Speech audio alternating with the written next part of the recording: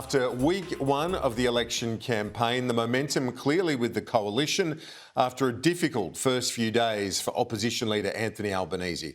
Let's get straight out to the campaign trail. Our political reporters Trudy McIntosh and Jonathan Lee are standing by. They're both following the leaders, of course. Trudy, first to you. You're with Prime Minister Morrison, who is starting this Easter Sunday in Sydney with the focus of his campaign pivoting to health. Trudy, what can we expect?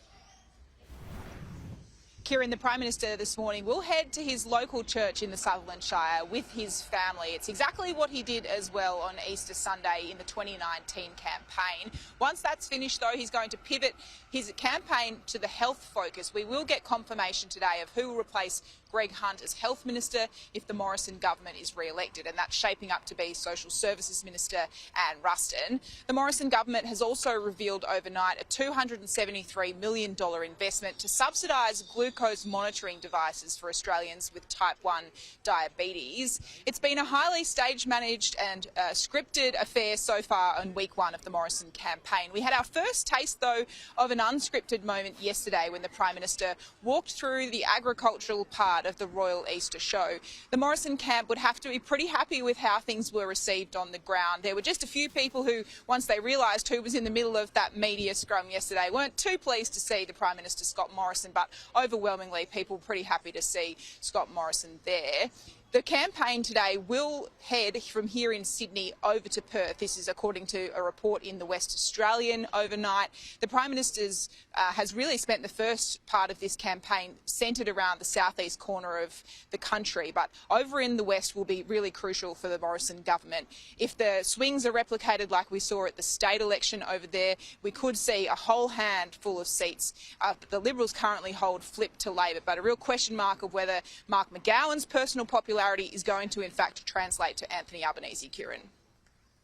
Trudy, the sun shining there in beautiful Sydney, and it's been shining on the Morrison campaign so far. What's the mood like, Trudy, within the Prime Minister's camp and within the coalition more broadly at the start of this campaign?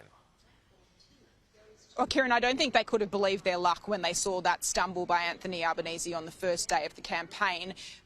People close to Scott Morrison that I've spoken to say they expected that Anthony Albanese wasn't going to be across the detail and they didn't believe he was match fit for the campaign, but they didn't necessarily think it was going to happen on day one. I asked one whether it would be better if that kind of gaffe happened right at the end of the campaign when people are paying closer attention, and they said no, on day one is perfect because it allows the coalition now to use 6 weeks to frame the narrative about Anthony Albanese. Yeah, I guess that's the point, isn't it, Trude? It's either the last week, I mean, in my opinion, would be the worst, but day one is probably the second worst because it's the very kick-off and it's the ability to frame the debate from here on in. The Prime Minister, Trude, on Wednesday, heading to Brisbane, of course, we've got our first debate, the Sky News Courier Mail People's Forum. While it's an opportunity for Anthony Albanese to try and get on the same platform as the Prime Minister, it's also a chance for Scott Morrison to maintain this momentum with a victory if he can do so. And Kieran, a cheeky journalist put to some of the senior members of the Morrison camp, what's the strategy? Give us an insight ahead of this crucial debate. Is the Prime Minister going to try and eviscerate his opponent and try and go for the body blow in this People's Forum, or is it going to stand back and let voters view Anthony Albanese for themselves? They're keeping their cards pretty close to their chest, but it will be really interesting to see these two leaders side by side. What are the arguments and questions they put to one another? And crucially, as you know, Kieran, what are the interactions that these leaders have with voters in the room? We know at the South Australian Forum, the new Premier now, he went around and shook everybody's hand, and that was seen to be indicative of how his campaign style, really. Indeed, yep. He spent the 45 minutes before the forum talking to all the voters before they kicked off. He did indeed. Trudy, thank you.